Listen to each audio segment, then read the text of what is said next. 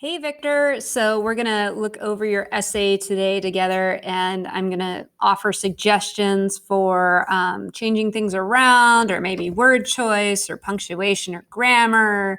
And what would make sense for you is if you pause me every now and again and change anything that you want to change and then start the video again when you're ready to move on. So that's what would make sense for this editing session, okay? So here we go with your short story entitled War, fictional narrative. It's my last year in the Army, along with my two best friends, Jerry Franco and Jesse Rollison. I'm going to ask you to put a comma after friends because it's sort of an aside to the main sentence. Today is the date, April 29th, 1945, and we are going to stop the Germans from hurting any more Jews. Our colonel sent us on our mission, and we were on our way to Germany. Okay, excellent introduction. We clearly know who and where and what the situation is, so I like that. We are riding on an airplane thousands of feet in the air. Something even Jerry and Jesse don't know about me is that I'm afraid of heights. During the ride, we saw part of the resistance fighting the Nazis. They were greatly outnumbered, but fought until they couldn't anymore. Fantastic. Not finding a lot to correct here. I'm liking it.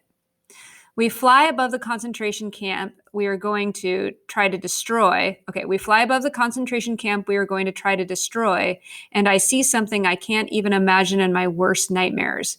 This is an excellent sentence. It has two complete sentences joined by the conjunction and, so it's going to require a comma after the word destroy. Jerry points out the enormous amount of dead bodies in the camp. Jessie is so shocked she can't even speak, and she isn't afraid of anyone. I might put that in italics, that slanty writing, because it's kind of like being emphasized there. She isn't afraid of anyone. Okay. Very good.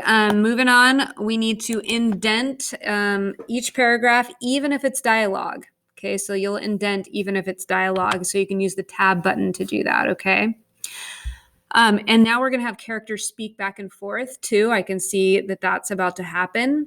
And every time a new speaker says something in your story, you have to indent and give them a brand new paragraph, even if they only say one word. Okay. So it says, Abigail, where are you? I'm over here, Adam. Okay. So her response right there, I'm over here, Adam, gets its own paragraph because we have switched speakers. Okay. The two small 8-year-old twins were trapped in a concentration camp with their two parents, Amira and Abraham. This family is known as the Colemans. Abigail could not find Adam in the big crowd of people and was looking for him. Adam spotted Abigail on the other side of the concentration camp and walked with her to their parents. The family needed food and was desperate for it. And desperate for it. I got it. They asked a Nazi for a can of beans. Okay, the family needed food and this is an A positive, so we say and, comma, desperate for it, comma, they asked a Nazi for a can of beans. The Nazi muttered to his partner, and then I'm assuming that you Google translated that German because I don't speak German, and dumped a can of beans on the poor family. Wow. Okay, so this is like a flash, not a flashback, but sort of like a flash down to what's happening in the concentration camp, and they're riding in the plane above. So one strategy you could use to keep this from being confusing is like, I'm just going to put a suggestion here that does not have to be used. You can do whatever you want, but you might put meanwhile, ... And then you have this section of Abigail and Adam. And then you're going to go back to the airplane. You could go back in the sky, ... So it kind of gives the reader like the idea that you're moving between these two locations in the setting. Like I said, you don't have to use these ones, but it's just a suggestion for how to kind of get the reader to know that you're flipping back and forth between two scenes. Back in the airplane with John, Jerry, and Jesse, they are minutes away from landing and are getting ready to fight. The trio then ran to the concentration camp and tried to think of a way to get everyone out. How are we going to get in? Jerry asked. Okay, good. Now, new speaker, Johnny, so he gets his own paragraph. We have to enter and tab in. Johnny said, comma, we can try and blend in. Johnny said as he looked at 3 guards on break. Okay, so because we just said Johnny said, let's put he said. He said as he looked at 3 guards on break, comma. It looks like, okay, so let's go back on that. I'm going to get rid of this part and just start the dialogue with we can try and blend in. Okay.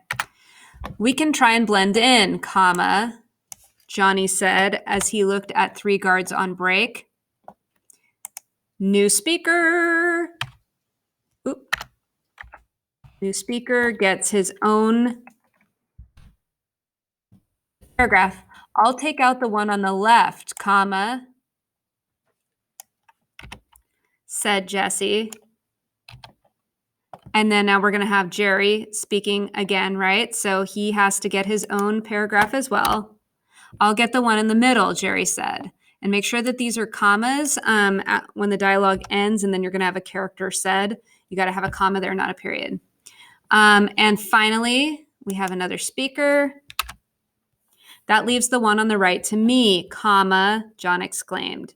The 3 shot the guards from the back and took their uniforms. They then used a phone inside the office near the camp and called for reinforcements. Okay, very good. The other troops were hiding in bushes near the outside of the camp. The colonel told the 3 to get the Jews out of the camp so they could bomb the whole camp. How do you suppose we do that, sir? Jerry questioned. I like that. That seems very realistic.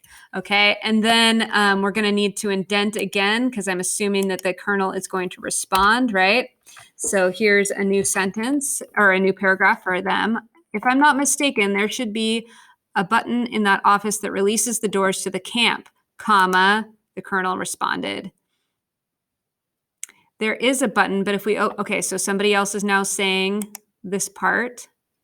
So we're going to give them a new paragraph. There is a button, but if we open the doors, the guards will fire on sight. Now we've got the response to that. New paragraph. Leave that to me. Semicolon. Because these 2 phrases go together. Leave that to me. I'll distract them while you release the door. Okay, now we've got a response. Okay, on the count of 3, I'm going to release the doors. 1, 2, 3.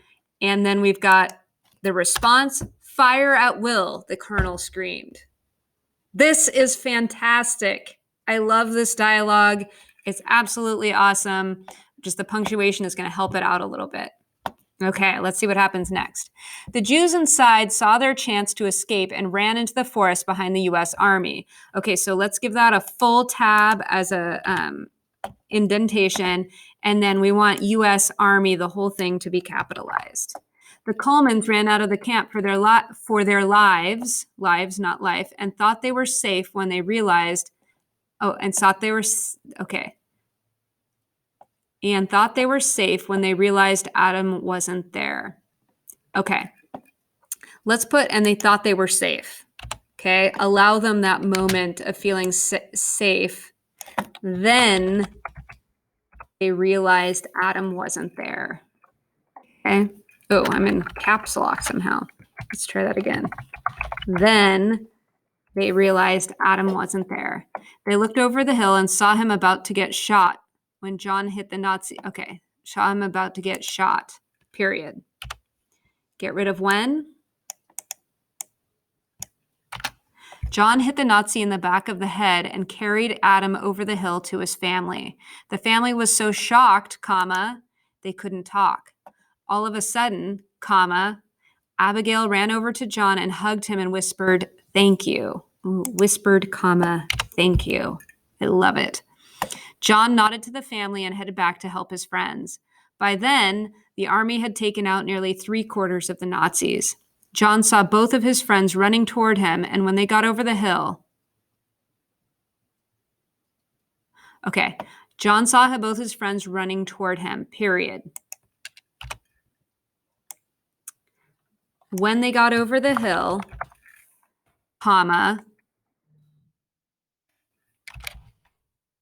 a loud sound echoed through their ears as the whole camp exploded.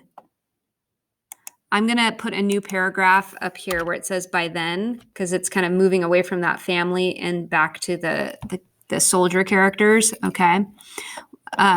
With the Nazis defeated, comma, they were able to go home. They brought the Jews to their homes through many army vehicles. John, Jerry, and Jesse all went home and retired and promised each other to stay safe. Okay, it's a great story. I hope that my editing has helped you a little bit with how to organize everything. But otherwise, 2 thumbs up, and I look forward to seeing your final draft. Good job, Victor.